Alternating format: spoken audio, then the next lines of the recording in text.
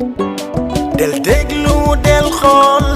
Feeling Dakar site bi lay jox information yu leer. Salaamaaleykum internetu Feeling Dakar ñu ngi fii place de la nation fii nag ñi nga xamante ne ñooy yëngu si wàllu culture ñëpp dañoo ñëw xeex li nga xamante ne mooy seen liggéey bi tàggatémbe depuis coronavirus bi mu tàmbalee ak léegi ñu teewlu ko. fii ñenn si artistes yi nekkuñu fi ak yéen ci xeex bi lan nga leen di wax.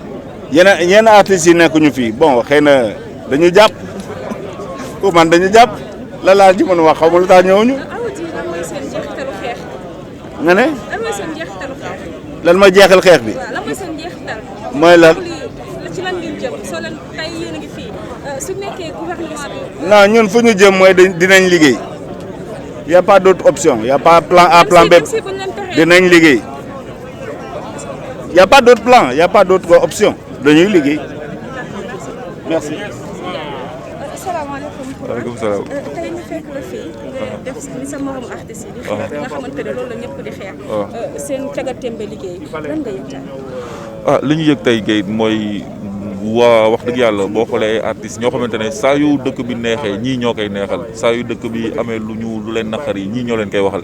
donc bu ñu toogee ba tey jii ñu toog ay weeri mënuñu liggéey li tax ñu wax liggéey je pense que ne il faut que ñu bàyyi ci xel am na itam ay bërëb wala ay liggéeyukaay yoo xamante ne bàyyi nañ leen may nañ leen ñu liggéey am na ay mesures yu ñu leen defal waaye mënuñu toll si décembre marché yaa ngi fees dell bus yaa ngi fees dell car yaa ngi fees dell fépp a ngi fees dell donc bu fekkente ne fuy indi maanaam bërëb yoo xamante ne feebar bi war na fa mun a law bërëb yooyu bokk nañ ci waaye ñun dañoo ne déedéet yéen toogeel leen ne la dañu war a bàyyi tamit di foog ne musique ay kaf ree ay mbandkat lañu amuñu benn njëriñ si dëkk bi donc foog tamit ñu jox ñu cër boobu tamit noonu loolu la ñuy laajte. lan ngay wax sa moromu artiste yi nga xamante ne ñoom tam dañoo waxoon taxaw ak yéen fii xeexandoo ak yéen xeex bi lan nga leen wax te nekkuñu fi. garaawul bu fekkente ne ñoom gis nañ ne peut-être am na ñu bëri si ñoom man comprendre naa loolu moo tax ñëwuñu parce que dañoo joxe woon benn jour dañoo bàyyi ba sànq ba biig si guddi ñu ne ñu joxuñu ñu autorisation kon xam naa ñu bëri si ñoom dañoo ragaloon comme amuñu autorisation bañ a ñëw waaye bon ñun dañuy ne nañ ñëw bu fekkente ne dañoo am ay lacrymogène bi ñu dóor nañ ñu dóor lacrymogène jaral nañu ko amul problème. lan mooy seen jeexitalu liggéey. jeexantal bi moom mooy nguur gi bàyyi ñu xel jeexantal bi moom mooy nguur gi fexe en tout cas ba ñi nga xamante ne ñi ngi liggéey ñi nga am impact c'est-à-dire que yenn restaurant yi wala yenn bërëb yi nga xamante ne mun nañ fa appliquer ay geste barrière ñuy appliquer fa geste barrière bàyyi yenn musiciens yi ñu liggéey ñu xam ne ay benn nombre de personnes moom moo war a dugg ñu xam ne lii moom parce que mënuñu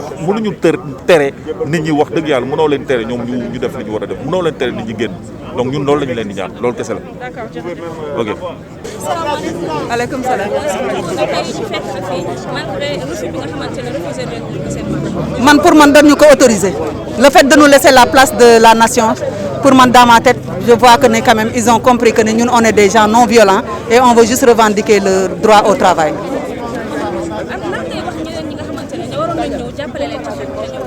ah combat bi de buñ ko defee bu ñu ubbee salle ñëpp ciy bénéficier wu maintenant voilà ku nekk ak sa engagement je ne juge pas. Donc on attend un retour des autorités, qu'est-ce qu'ils vont proposer, mais nous, ce qui nous intéresse, le premier point qui nous intéresse, c'est l'ouverture de toutes les salles et d'autres points de revendication également qui ont été notés. Malgré le refus bi nga xamante ne refusé nañ ko seen site. waaw parce que dafa compliqué c'est vraiment compliqué par rapport ak suñu situation du sax tiraillement ni rien du tout problème bi mooy que ñun suñu bopp dañu remarqué rek ni que nit ñëpp ñu ngi liggéey sauf les acteurs culturels ah te amuñu lu dul suñu métier bi am na ñoo xamante ni mëntuñu fay location seen kër yi ñu ngi leen di génne am na ñoo xamante ni bii seen doom yi dàq nañ école te ay nit lañu mënuñu dem tàllal loxo xam nga mënuñu ko suñu liggéey lañu am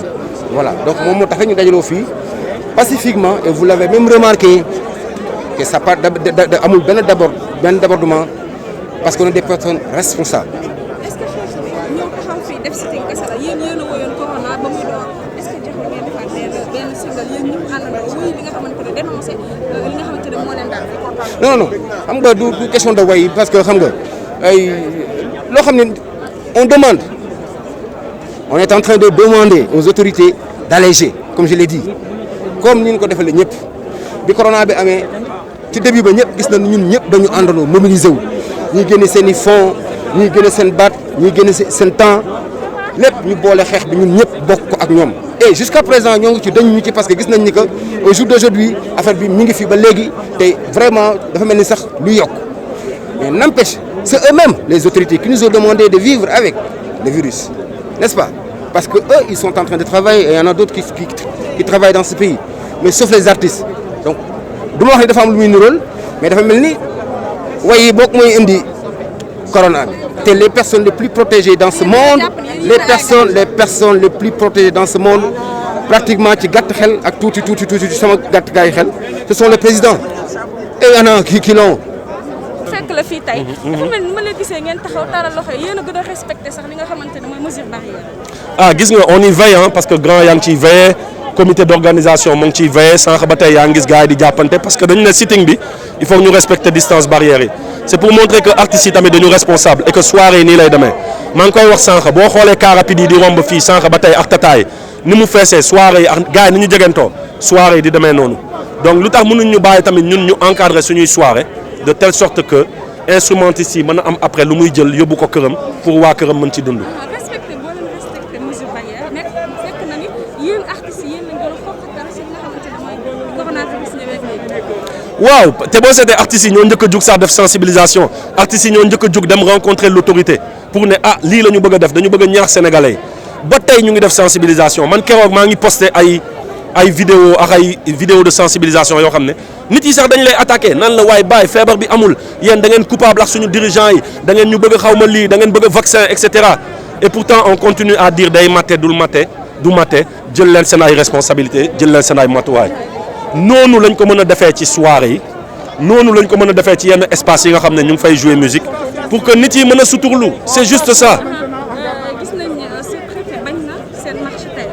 teew ci yéen ñëw ngeen lan ngay wax ñenn nañ si artistes yi nga xamante ne ñëwuñu teew tey lan moo. nan nga mën a wax ñenn si artistes yi nga xamante ne waxoon nañ teew fii tey si xeex bi te ñëwuñu. mooy li may expliquer ñooñu de toute façon doo leen gis ci dara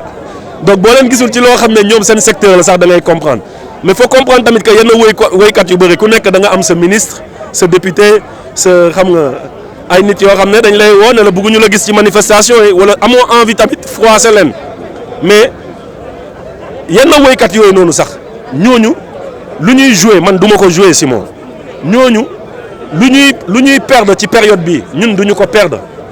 donc ñooñu la ñu gën a la ñu war a gënoon mën a fekk fii nii tey ñu teew mais doo leen gis ci coupure courant doo leen gis ci coupure ndox doo leen gis buy gars yi di casse gaz pétrole nga xam ne askan wi yëpp la soxal mais bu mu la bett tamit boo leen gisulee ci loo xam ne ñoom seen yëfu bopp la noonu la ñu mel. jaajëf. grève. loo bëgg rek. ci grève. tey ñu fekk la fi Salam Diallo ci cité malgré sous-préfet refusé na. Feeling Dakar nan ñu bàyyi ñu jouer jox suñuy jabar ñu togg suñu doom faju dem jàngi loolu rek lañ bëgg. kese. di lay amal loo gis. rek gën gis ak gën nan ñu bàyyi ñu jouer. Ils n'ont pas le choix artistes yi amuñu choix que déjà ils peuvent pas aller en forcing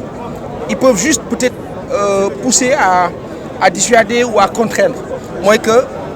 teg une pression boo xam ni il ébruite comme ni ñu dégg leen ce matin j'ai rigolé dama doon reetaan bi ma déggee ñu ne force de l'ordre yi dañu fees dell fii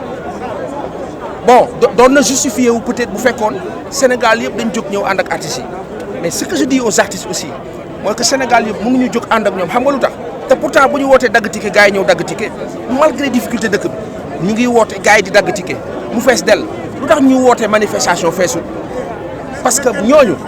di leen daggal ticket ñoom tamit bu ñu xewlee woote fii ñoom artistes yi duñ ñëw wala ñi siy ñëw du ñu bare day compter donc nit yi dañ naan manifestation artistes yi bu ñu nee manifestation artistes yi lan mooy xew ba mooy que ñu bëri génn nañ ci seen bopp alors que ñun ñëpp ci war a bokk képp kuy sénégalais war nga mën a ñëw jàppale artistes yi mais leçon la aussi pour les artistes beneen yoon bu ñeneen ñi woote ñu war a ñëw parce que aujourd'hui qu'est-ce qui se passe du artistes yi ñoo am problème le peuple sénégalais moo am problème et c'est général li artistes yi di jooy ni Sénégalais man ak sama morom ku ci ne yaa ngi koy jooy sa façon ak fi nga nekk léegi jooy boobu ñu koy jooy tey mooy ku si nekk bu jógee yor pancartam taxaw fële man bu ma ko romb naa ñëw man tam taxaw ci wetam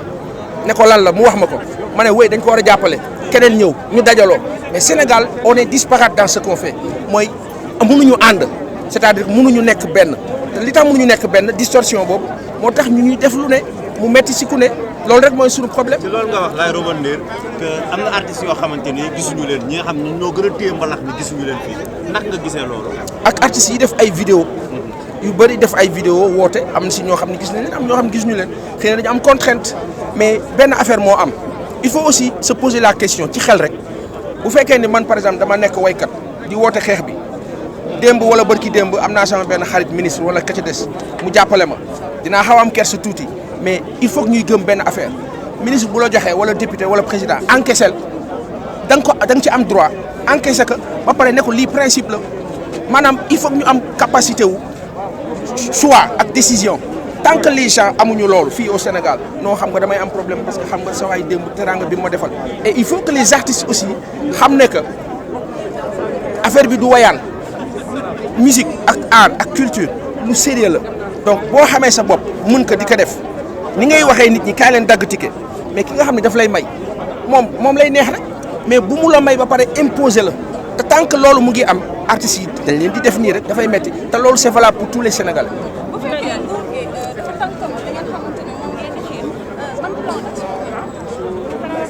alors man du mënuma wax ci plan d'action je pense que ñoom ngoo nekk ñi si des ñoo ci gën a habilité li ñu mën a wax rek mooy li ma ñuy wax di ko wax artistes yi di ko wax Sénégalais di ko wax ñëpp mooy nit boo nekkee si dëkk muy dox te li fay dox jaaduwul wax ka il faut que nit ñi di am capacité di wax seen xalaat bu ñu demee ba mënuñu ko wax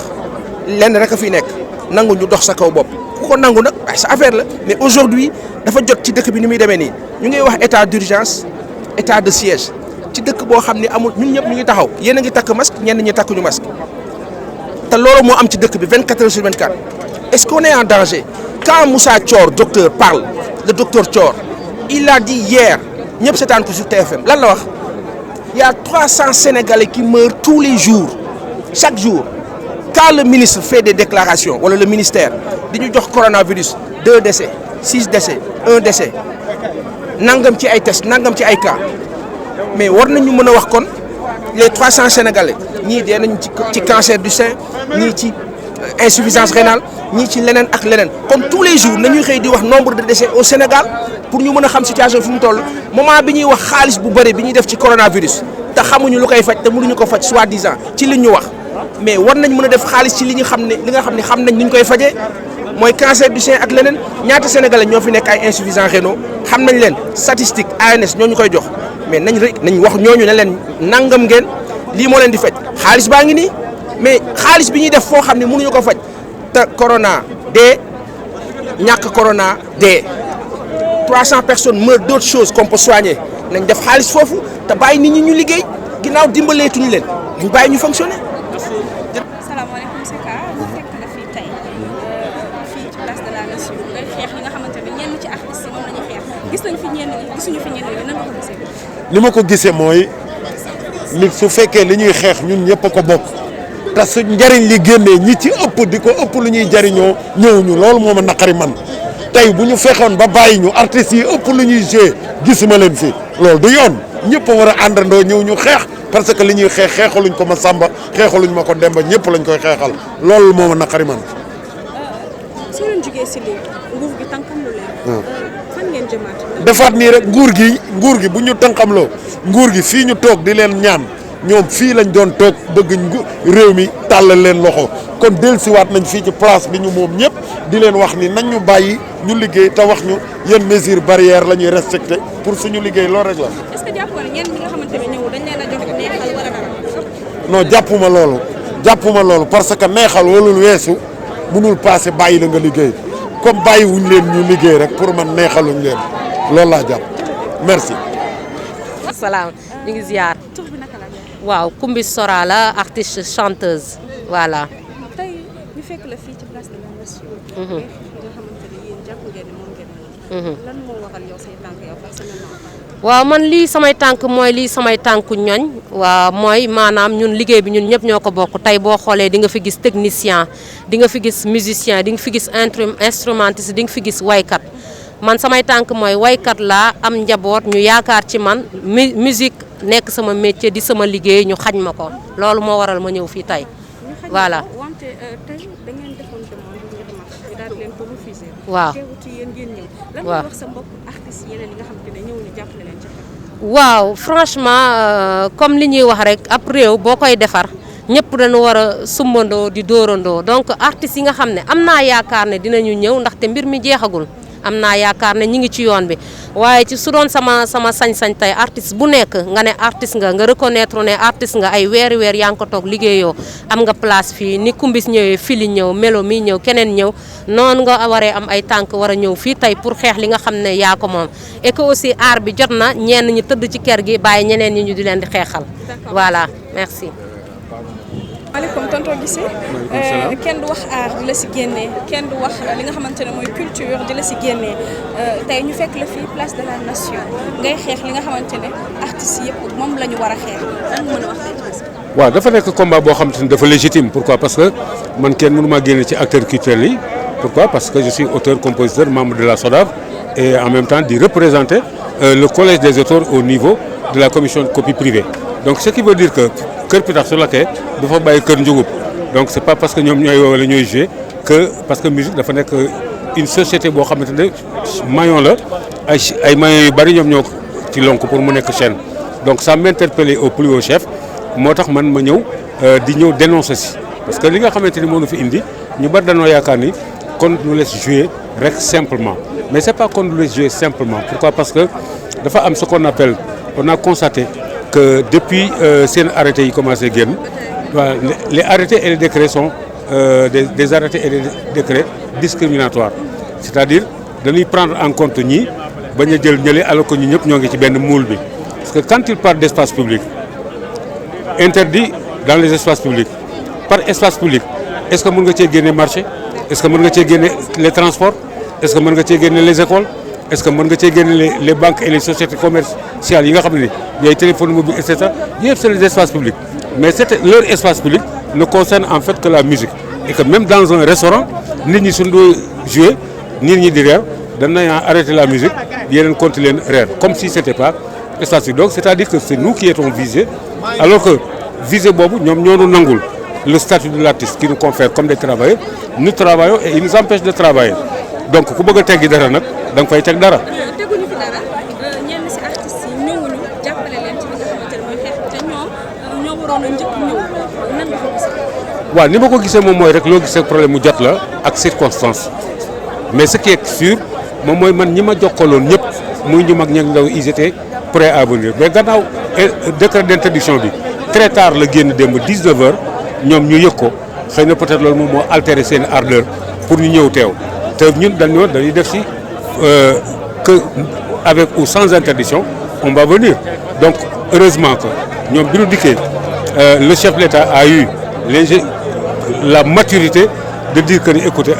bàyyi leen ñu def seen kii parce que moom donc moo mënoon a joxe ordre bi léegi donc ce qui veut dire que ni du ñun ñoo reculer ñoom ñooy reculer parce que bañu ci woon dara effectivement loolu moo mais ñëlee aussi dafay mel ni que rek ñi fi teew ñëpp teewal nañu ñëpp parce que indi woon nañu volonté bi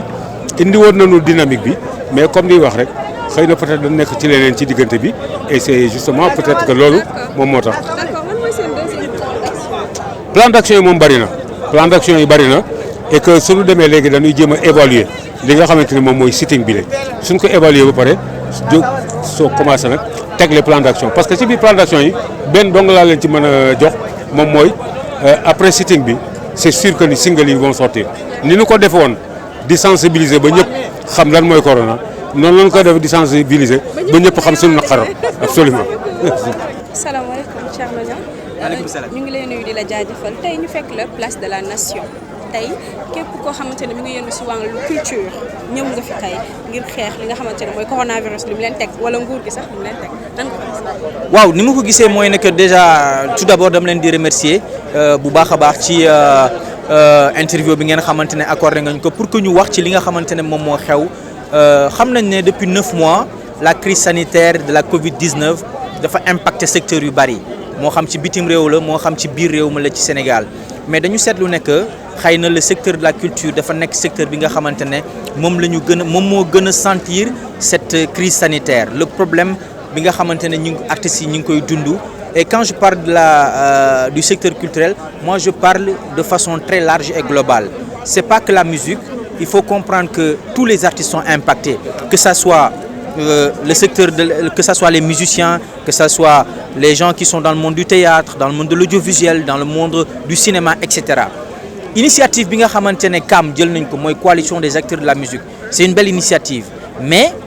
pour man doon na gën a am solo bu ñu gënoon élargir de telle sorte que par exemple ñu tendre la main aux autres secteurs que mu nekk le secteur de la danse du théâtre de l'audiovisuel pour que mu nekk benn combat bu nga xamante ne plaidoyer bi day gën a am solo ci dafay gën a yëkkatiku mu ñu gën a amplifier xeex bi parce que aujourd'hui je pense que xëy na li ñu fi gis la plupart du temps ce sont des artistes musiciens etc. Il y a quand même des gens du monde du cinéma etc. aussi mais bon.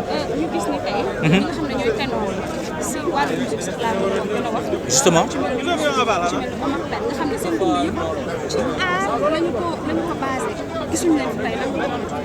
ni ma ko mën a jàngatee mooy dafa am loo xamante ne structuration la laaj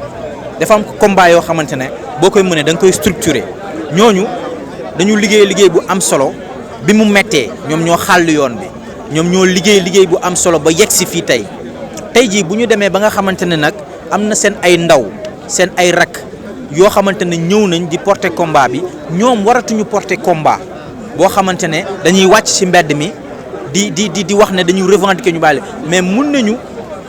je veux dire waxtaan ak ñi nga xamante ne ñoom ñoo di ndaw ñi pour ñoom ñu porter combat bi d'ailleurs maa ngi saluer un peu l'initiative bi nga xamante ne le ministre conseil Youssou Ndour def na ko dem daje ak le ministre de l'intérieur ak le ministre de la culture ñu xool waxtaan ensemble ci naka la ñuy assouplir les mesures pour permettre aux musiciens et aux artistes de travailler.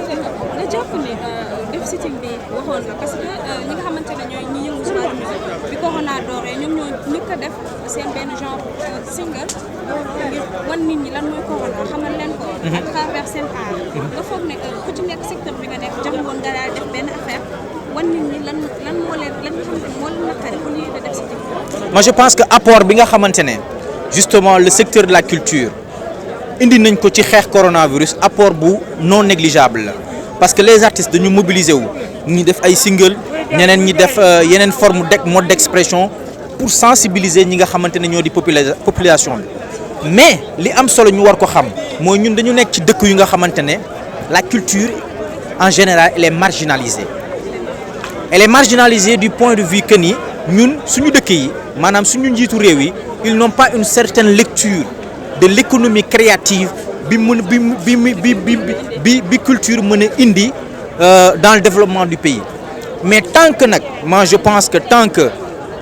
maanaam suñu état yi conscient wuñu ci li nga xamante ne moo di apport économique bi culture war a indi ci doxalinu réew buñ ko joxee gëdd biñ ko war a jox on finira toujours dans ces petits problèmes parce que la plupart du temps nos états dañuy considérer en fait la culture comme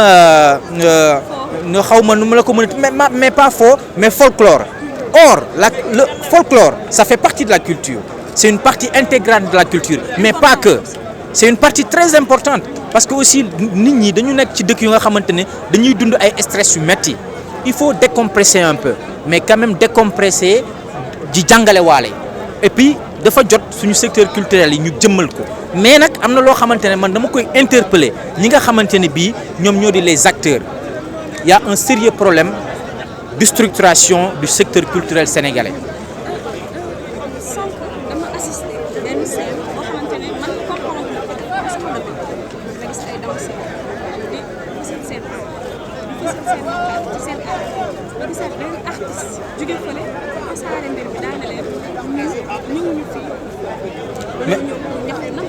loolu mooy manque de compréhension un artiste c'est pas parce que da ngay yor pancarte wala da ngay way que noonu ngay fësalee li nga xamante ne moo la naqari wala li la metti mais dafa am ñu nga xamante ne ça c'est une manière aussi d'exprimer véritablement ton mécontentement, d'exprimer un ressenti à travers son art. Manque de compréhension là. C'est pour dire tout simplement que ni aujourd'hui danseur bi nga xamantene mom gisul ne pour fessel naxaram day yor pancarte wala da koy wax ñu dégg ko mën na exprimer wu à travers une expression corporelle moy danse bi nga xamantene da koy def mom lay fesselee li nga xamantene mom moko metti. Lolo aussi moi je pense que c'est manque de compréhension là entre les artistes. Encore une fois aussi moi je pense que il y a un problème qui est très sérieux, moi c'est le problème d'inorganisation dans le secteur des arts et de la culture, que lolo, la responsabilité revient justement aux acteurs qui sont dans le secteur. Nous devons porter le combat, organiser sen bop pour am ay interlocuteurs pour mëna wax ak état wax bo xamantene da fay yenu mana mu jëm ci lu li nga xamantene da fay développer le secteur. Man ma leni jajeufal, merci beaucoup. Ñu fekk la fi place de la nation. Fi ñenn ci artistes yi ñëw ngir xeex li yéen li ngeen xeex nan nga mën a waaw di wax ni que kontaan naa gis fi différents artistes ci domaine bu yu bëri donc di wane ni que ñun ñëpp franchement li ñuy ñaxtu benn la et qu'on est là en tant que une seule voix si je peux dire unie pour bokk li ñuy jooy ñun ñëpp donc kontaan naa ci fekk fi vraiment des danseurs des plasticiens tout le monde et puis en espérant que le message passe puis voilà. art buy wax ñoom ñi di def danse di fësal seenub mer à travers seenub art ngeen toog art buy wax mu ngoog internetu Feeling Dakar gis ngeen li nga xamante ne moo xew place de la nation tey képp koo xamante ne ñenn ci acteurs culturels yi ñëw nañ teew ñeneen ñi ñëw ñu teew loolu lañ fi gën a ràññee ñenn ñi di ko ñaawlu bu baax a baax jërë ngeen jëf ba beneen incha allah.